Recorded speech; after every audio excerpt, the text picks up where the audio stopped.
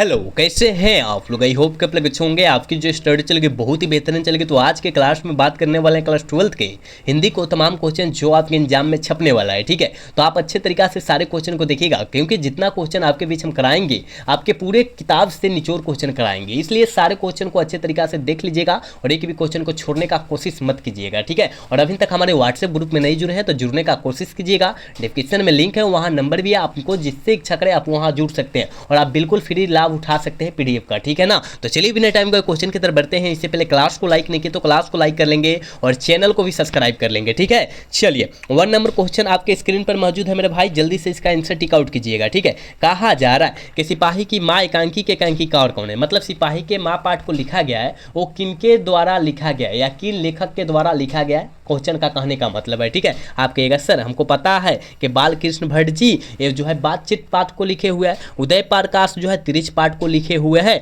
मोहन राकेश जी सिपाही के माँ पाठ को लिखे हुए हैं। यही तो पूछा जा रहा है, ऑप्शन सी हो जाएगा, 1 का ऑप्शन सी होगा, याद रखिएगा। चलिए नेक्स्ट क्वेश्चन की तरफ बात करते हैं। कहा जा रहा है बाबू, कहा जा रहा है ना निम्नलिखित में से कौन सी रचना गुलेरी जी की है। जल्दी बताइएगा कौन सी रचना जो है गुलेरी जी की है। याद रखिएगा सुखमय जीवन, बुद्धू का काटा और उसने कहा था, 3 कहानियां लिखे थे गुलेरी जी। तो इसमें से बतलाइए ना कौन है। कहिएगा हाँ सर गुले यहाँ सुखमय जीवन दे रहा है तो सुखमय जीवन मार दीजिए। ठीक है, हम जितना क्वेश्चन आपको बतला रहे हैं उस सारे क्वेश्चन को आप लोग अच्छे से याद रखिएगा। देखिए रसातल यात्रा जो है बालकृष्ण भट्ट जी के द्वारा लिखा गया है। विद्यार्थी और राजनीतिक जो है यह जो है भगत सिंह के द्वारा लिखा गया है। कविता के नए प्रतिमान जो है यह जो है नामवर सिंह के द्वारा लिखा गया है। ये भी साथ में आप लोग याद रखिएगा। हम जितना साइड से क्वेश्चन बताएंगे उस क्वेश्चन को भी आप अच्छे तरीका से याद रखेंगे। ठीक है, चलिए नेक्स्ट क्वेश्चन 3 नंबर क्वेश्चन में कहा जा रहा है बाबू कि अगे जी की माँ का नाम क्या है। जल्दी बतला दीजिएगा कि अगे जी के माता जी का जो नाम था याद रखिएगा बेंती देवी था। क्या था, बेंती देवी था।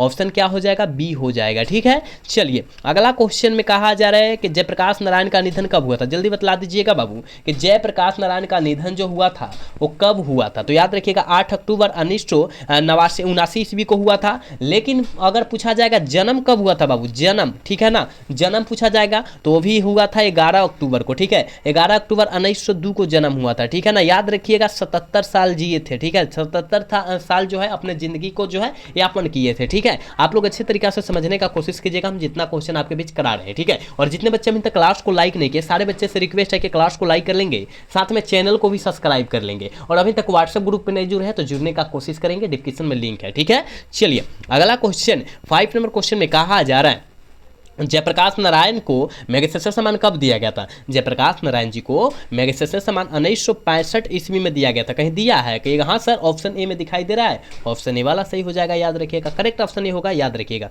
चलिए 6 नंबर क्वेश्चन में कहा जा रहा है कि रामधारी सिंह दिनकर मैट्रिक कब किए। जल्दी बताइएगा रामधारी सिंह दिनकर जो है मैट्रिक कब किए। आप लोग मैट्रिक देकर तब ना इंटर पढ़ाई किए होंगे, आप मैट्रिक का परीक्षा दिए होंगे तभी तो इंटर का परीक्षा दिए होंगे ना। कहिएगा हाँ सर, तो आप बतलाइए कब किए थे, है ना। जो बच्चा 2023 में मैट्रिक किया होगा तो 25 में जो है क्या करेगा, परीक्षा देगा। जो बच्चा 24 में मैट्रिक का परीक्षा दिया होगा वो 26 में देगा। जो अभी फिलहाल आप लोग है 24 में परीक्षा दिए थे मैट्रिक का और 26 में परीक्षा देंगे इंटर का। ठीक है ना, तो याद रखिएगा उसी तरह पूछा जा रहा है कब किए थे। आप कहिएगा गुरुजी हम 1928 में नहीं, 1928 में एक किए थे रामधारी सिंह दिनकर। याद रखिएगा अपना पन्ना ले लीजिएगा। ठीक है ना, चलिए कहा जा रहा है भगत सिंह को फांसी कब दी गई थी। फांसी कब दी गई थी, याद रखिएगा 23 मार्च 1931 ईस्वी को दिया गया था। बिल्कुल ऑप्शन ए हो जाएगा, याद रखिएगा। ठीक है, 24 साल की उम्र में इनको जो है फांसी दे दिया गया था। याद रखिएगा यंग एज में दिया गया था इसको फांसी। ठीक है ना, याद रखिएगा बहुत मतलब अच्छे इंसान थे भगत सिंह। ठीक है ना, और देश की आज़ादी के लिए अपने आप को जो है कुर्बान कर दिए। ठीक है,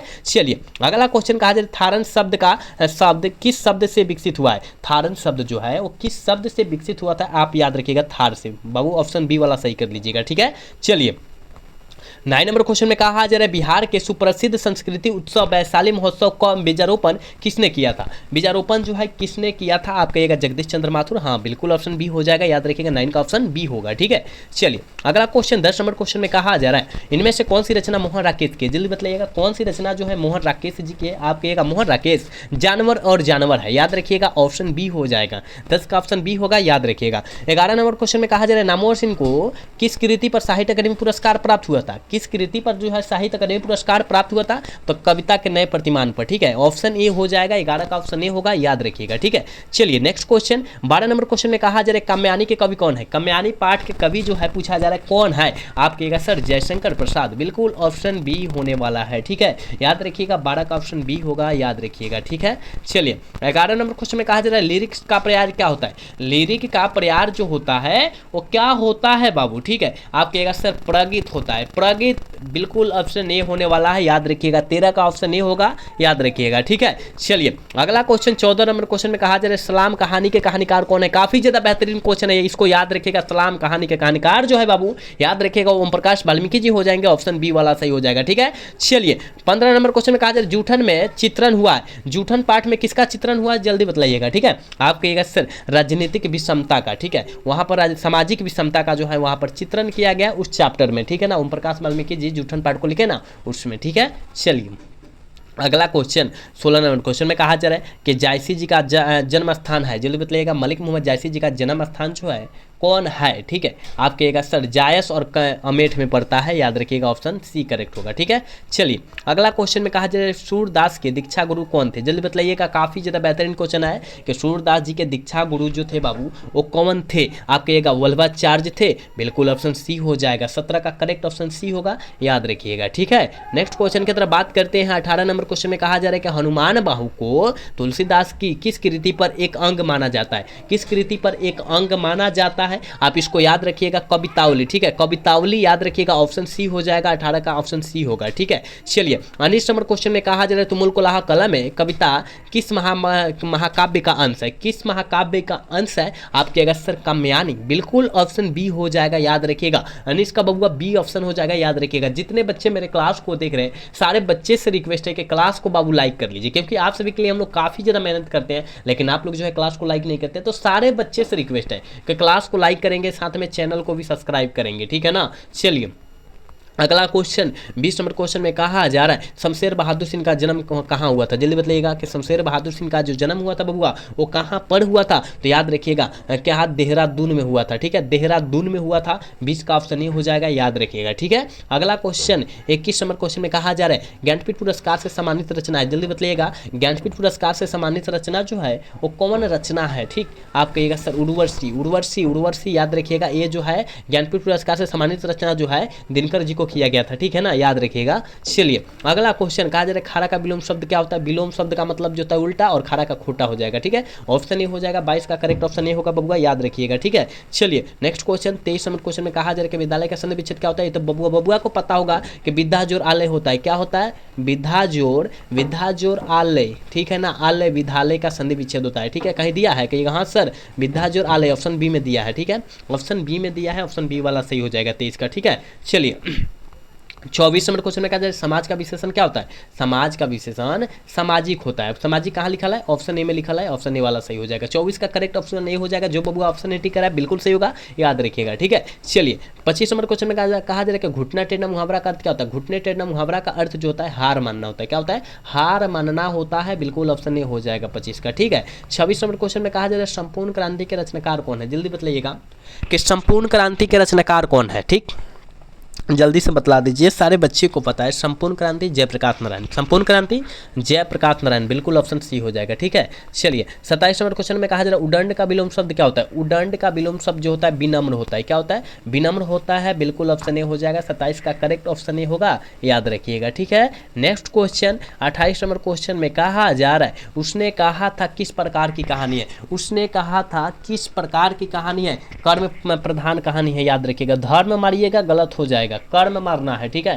कर्म प्रधान कहानी है, ठीक है। 28 का ऑप्शन करेक्ट बी हो जाएगा। चलिए नेक्स्ट क्वेश्चन 29 नंबर क्वेश्चन में कहा जाएगा बातचीत शीर्षक निबंध के निबंधकार कौन है? बातचीत शीर्षक के निबंधकार कौन है? आप कहेगा बातचीत पाठ को कौन लिखे हैं? बालकृष्ण भट्ट। और एक चैप्टर का क्वेश्चन है, एक चैप्टर का एक आने वाला क्वेश्चन एक भी नहीं छूटना चाहिए आप सभी को, क्योंकि हम ऑलरेडी चैप्टर बाई चैप्टर हटवा दिए हैं, ठीक है ना। चलिए अगला क्वेश्चन 30 नंबर क्वेश्चन में कहा जा रहा है आनंदित में कौन सा प्रत्यय होता है? आनंदित में बाबू याद रखिएगा आनंद जोर इत है ना, आनंद जोर इत यानी इत प्रत्यय है ना, इत यहाँ पर दिया है। ऑप्शन बी वाला सही हो जाएगा, याद रखिएगा। आप अच्छे से याद रखिएगा, पहले वाला उपसर्ग होता है और बाद वाला प्रत्यय होता है, ठीक है ना। चलिए अगला क्वेश्चन 31 नंबर क्वेश्चन में कहा जा रहा है कि तुलसीदास के दीक्षा गुरु कौन थे, जल्दी बतला दीजिए कि तुलसीदास जी के दीक्षा गुरु जो थे बाबू वो नरहरि दास थे। कौन थे? नरहरि दास जी थे, बिल्कुल ऑप्शन बी हो जाएगा, 31 का ऑप्शन बी होगा, याद रखिएगा, ठीक है। 32 नंबर क्वेश्चन में कहा जा रहा है कि मोहन राकेश की रचना निम्नलिखित में से कौन है, जल्दी बतलाने का कोशिश करेंगे। जितने बच्चे क्लास में जुड़े हैं ना वो सारे बच्चे बतलाने का कोशिश करेंगे कि मोहन राकेश की रचना निम्नलिखित में से कौन है, ठीक है।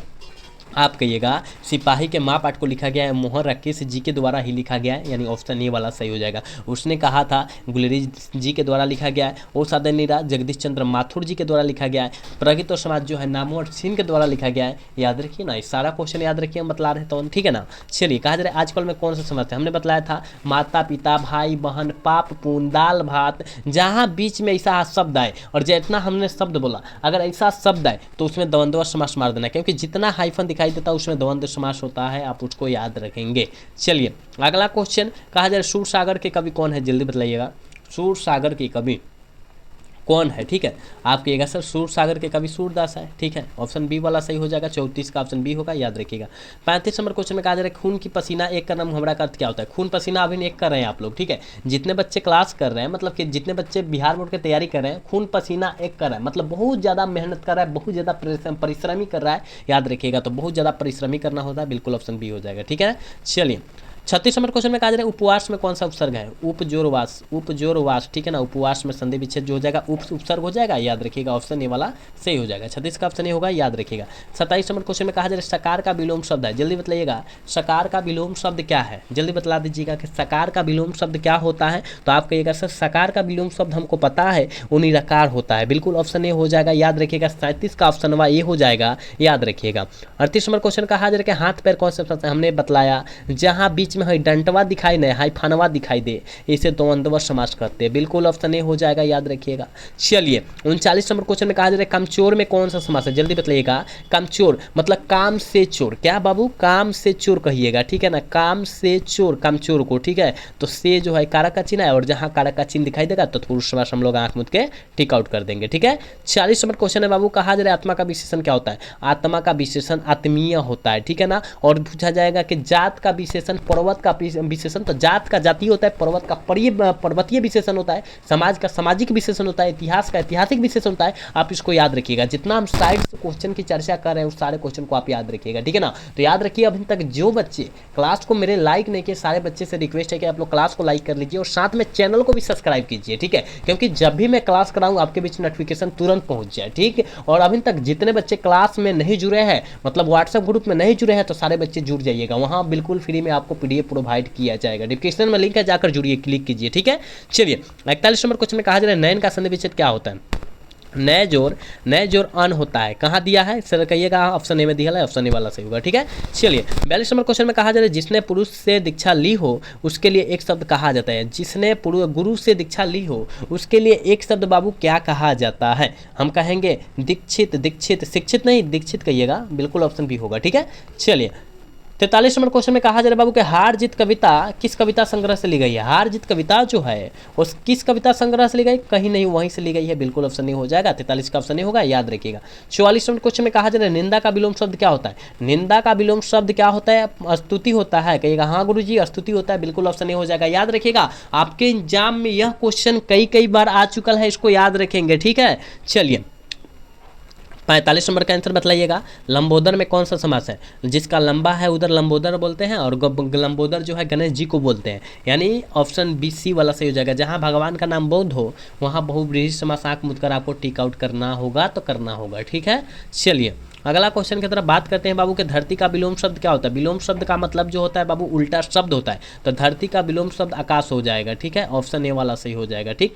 चलिए 47 नंबर क्वेश्चन में कहा जा रहा है निश्चय का संधि विच्छेद है, जल्दी बताइएगा निश्चय का संधि विच्छेद क्या होता है, निह जोर चय होता है, ठीक है ना, निह जोर चय होता है यानी निश्चय होता है, ऑप्शन ए वाला सही हो जाएगा, ठीक है। आप इसको याद रखिएगा, आपके एग्जाम में कई बार आया हुआ है, उद्घाटन भी कई बार आपको जो है एग्जाम में पूछा जा चुका है, कहा जा रहा है उद्घाटन में संधि विच्छेद उत जोर घाटन, उद नहीं उत जोर घाटन, ठीक है।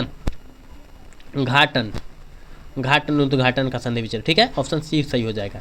चलिए 49 नंबर क्वेश्चन में कहा जा रहा है जन जन का चेहरा एक शीर्षक कविता के कवि कौन का है? गजानन माधव मुक्ति बुद्ध, ठीक है, ऑप्शन सी हो जाएगा। 49 का ऑप्शन सी होगा, याद रखिएगा। चलिए आज के क्लास के लास्ट क्वेश्चन है और 50 नंबर क्वेश्चन है बाबू। कहा जा रहा है कि भूषण किस काल के कवि माने जाते हैं? भूषण जी किस काल के कवि माने जाते हैं? आप कहिएगा गुरुजी हमको पता है, भूषण जी जो है ऋतिक काल के कवि माने जाते हैं। ऑप्शन ए वाला सही हो जाएगा, ठीक है ना। 50 का ऑप्शन वा ये हो जाएगा, याद रखिएगा। तो हमने आपके बीचों 50 क्वेश्चन कराए हैं जो आपके एग्जाम से 100% रिलेटेड क्वेश्चन था, तो आपको इसको अच्छे तरीका से याद कर लेना है, एक भी क्वेश्चन को छोड़ना नहीं है। और जितना क्वेश्चन हम साइड से बतलाएं उस क्वेश्चन को भी आप लोग याद कर लीजिएगा। और जितने बच्चे अभी तक क्लास में नहीं जुड़े हैं, यानी कहने का मतलब है व्हाट्सएप ग्रुप में नहीं जुड़े हैं, तो जुड़ने का कोशिश कीजिएगा, क्योंकि आपको बिल्कुल फ्री में पीडीएफ प्रोवाइड किया जाएगा, ठीक है ना। इसलिए जुड़ना अति आवश्यक है। छठ के बाद हम लोग ऑलरेडी पीडीएफ प्रोवाइड करेंगे आपके बीच, ठीक है। तो आप जुड़ जाइएगा, वहाँ बिल्कुल फ्री में, एक भी पैसा नहीं लगता है, ठीक है। तो आज का क्लास जो है कैसा लगा? अगर अच्छा लगा हो तो चैनल को सब्सक्राइब और वीडियो को लाइक करना तो मिलेंगे अगला सेशन में। जय हिंद, जय भारत, टाटा, बाय बाय।